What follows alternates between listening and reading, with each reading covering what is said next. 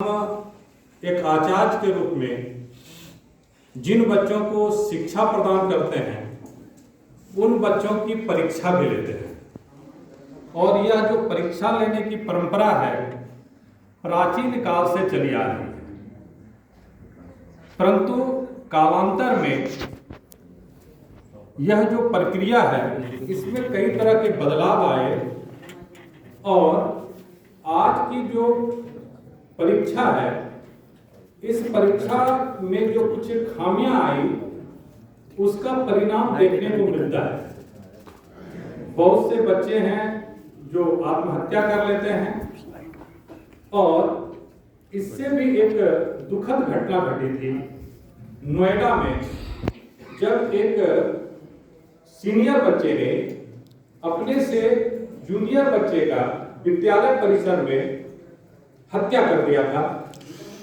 और जब उसकी तह में गया जब खोजबीन की गई तो इस बात का पता चला कि वह छात्र चाहता था कि परीक्षा की जो तिथि है वह कुछ आगे बढ़ जाए और इस कारण से उन्होंने ऐसा कदम उठाया। और तब पता चला, समाज को लगा कि कहीं न कहीं परीक्षा का जो स्ट्रेस है वह बढ़ता जा रहा है। परीक्षा एक पर्व की तरह हम क्यों नहीं मना सकते? जब बालक जन्म लेता है उसी समय से परीक्षा शुरू हो जाती है। हम यूं कहें कि एक बालक का जन्म लेना जीवन की सबसे बड़ी परीक्षा है, जिस परीक्षा को न केवल बालक देता है बल्कि उनके माता पिता भी देते हैं। और इसलिए प्रधानमंत्री ने इस बात को परिवार के मुखिया होने के नाते यह बीड़ा उठाया कि हम परीक्षा को भी एक पर्व के रूप में मनाएंगे। जितनी भी परीक्षाएं हैं जीवन में वह एक पर्व के रूप में, त्योहार के रूप में मनाते हैं। जब व्यक्ति जन्म लेता है उस समय की जो परीक्षा पास करता है तो उसके लिए हम एक त्योहार मनाते हैं, पर्व मनाते हैं। फिर अनेक तरह के संस्कार है हमारे यहाँ, अलग अलग विद्यारंभ हो या फिर उपनयन हो, तो 16 संस्कार की बात करते हैं तो वह कहीं न कहीं एक जीवन की परीक्षा है। जब बालक पहला कदम उठाता है और वह चलना सीखता है तो वह भी उसकी एक परीक्षा है। तो जब प्रत्येक परीक्षा को हम एक पर्व के रूप में लेते हैं तो आखिर जो ये बोर्ड की परीक्षा है इसको भी हम क्यों नहीं एक पर्व के रूप में मनाएं। और इसलिए ये आवश्यक हो गया कि एक पर्व का हम इसको रूप दें, एक त्योहार का रूप दें और फिर जो स्ट्रेस है बच्चों के अंदर उस स्ट्रेस को हम कम करें। तो प्रधानमंत्री ने इस विषय को लेकर परीक्षा पर चर्चा कार्यक्रम प्रारंभ किया और प्रत्येक वर्ष फरवरी मार्च के समय जब बोर्ड परीक्षाओं का समय नजदीक आता है उस समय परीक्षा पर चर्चा करते हैं। प्रारंभ में जो छात्रों की संख्या थी वो कम लोगों को जोड़ा गया, फिर धीरे धीरे उसकी संख्या बढ़ती चली गई। और जो प्रधानमंत्री ने अपने उस संवाद में जिन बातों का प्रतिपादन किया उन बातों को लेकर एक पुस्तक की भी रचना की गई, जिस पुस्तक का नाम है एग्जाम वॉरियर्स। एग्जाम वॉरियर्स में जो लेखक हैं अपने माननीय प्रधानमंत्री महोदय हैं नरेंद्र मोदी जी। और अब जो यह पुस्तक है लगभग भारत की 11 भाषाओं में उपलब्ध है। मेरे पास भी यह पुस्तक उपलब्ध है और ये इंग्लिश में है। और ऐसे ही जो भारत की विभिन्न 11 भाषाएं हैं उसमें ये उपलब्ध है। 150 रुपया इसकी कीमत है। और इसमें जितनी भी बातें प्रधानमंत्री ने अपनी परीक्षा के चर्चा के दौरान की है उन सारी बातों का समावेश है। शुरू में इसमें 28 मंत्र डाले गए और वो सारे जो मंत्र थे वो केंद्रित थे छात्रों को लेकर।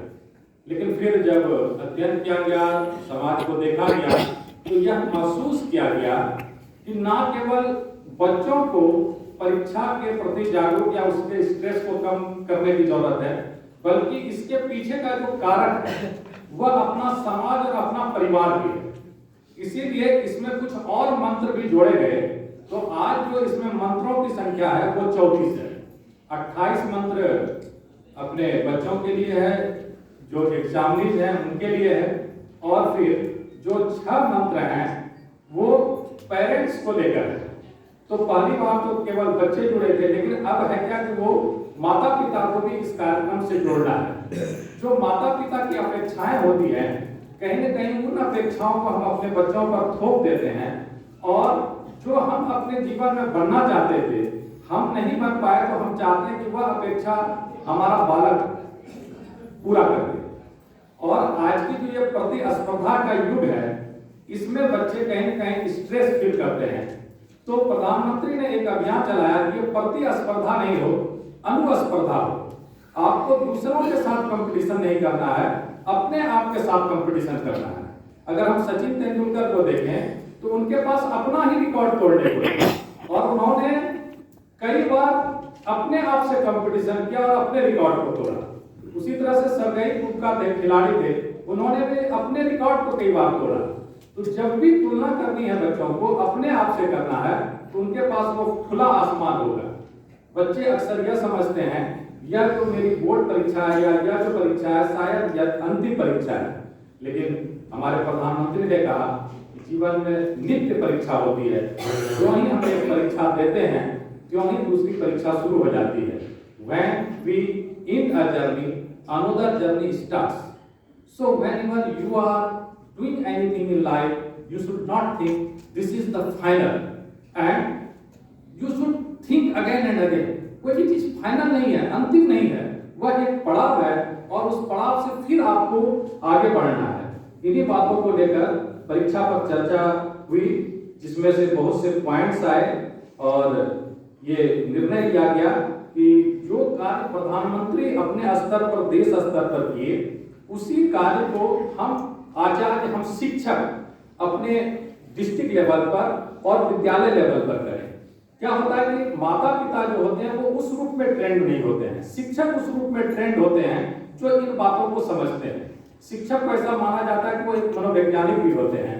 तो शिक्षक अगर अपने बच्चों को सही ढंग से समझाएं तो यह जो परीक्षा का स्ट्रेस है यह काफी कम हो जाएगा। और इसी को लेकर यह कार्यक्रम अभी परीक्षा पर चर्चा के बाद एक परीक्षा पर्व आयोजित किया गया था दिल्ली में, NCPCR national commission for protection of child right के द्वारा, जिसको परीक्षा पर्व का नाम दिया गया था। वहां पर देश भर से 200 लोगों को आमंत्रित किया गया था, अलग अलग क्षेत्र के जो अपने अपने क्षेत्र में कुशल थे, जिनको अपने क्षेत्र में कहीं न कहीं उन्होंने मुकाम हासिल किया था। तो वहां पर वो आए थे और उनको उन सारी बातों की जानकारी दी गई कि किस तरह से इस परीक्षा की चर्चा को करना है। सौभाग्य की बात है कि अपने विद्या भारती को रिप्रेजेंट करने का मुझे भी बिहार क्षेत्र से मौका मिला था, और वहां पर कई बातों की चर्चा की, और इन बातों को लेकर वो अब विद्यालय के लेवल पर जाना है, अपने डिस्ट्रिक्ट लेवल पर जाना है, और बच्चों के साथ वह एक संवाद करना है, जिससे उनके अंदर जो स्ट्रेस है उस स्ट्रेस को कम किया जा सके। एक जो बहुत अच्छी बात कही गई थी, be a warrior not a warrior, कि आप एक योद्धा बने, चिंता करने वाले नहीं बने। आज क्या कि हम लड़ने के बदले में चिंता करने लगते हैं, तो यह नहीं होना चाहिए, और हम वॉरियर बने, और प्रत्येक जो हमारा कार्य है उसको हम बहुत ही आसान रूप में लें। एक तो बातें और जो मुख्य आई थी उसमें था कि टेक्नोलॉजी आज जो है वो टेक्नोलॉजी का हम उपयोग करें, टेक्नोलॉजी हमारा उपयोग नहीं करने लगे। अगर आज जमाना है इंफॉर्मेशन टेक्नोलॉजी का, उससे भी बढ़कर अब AI आ गया है तकनीक, तो क्या है कि बच्चों को हम देते हैं, in the beginning they take mobile for their increment of knowledge, but later on they are addicted of it, and this is bad. शुरू तो वो लेता है कि हमको पढ़ना है, उससे कुछ ज्ञान हासिल करना, और शुरू में सचमुच वो वैसा उपयोग भी करते हैं, लेकिन बाद में वो इतने एडिक्टेड हो जाते हैं मोबाइल के कि उसके बिना काम नहीं चलता है।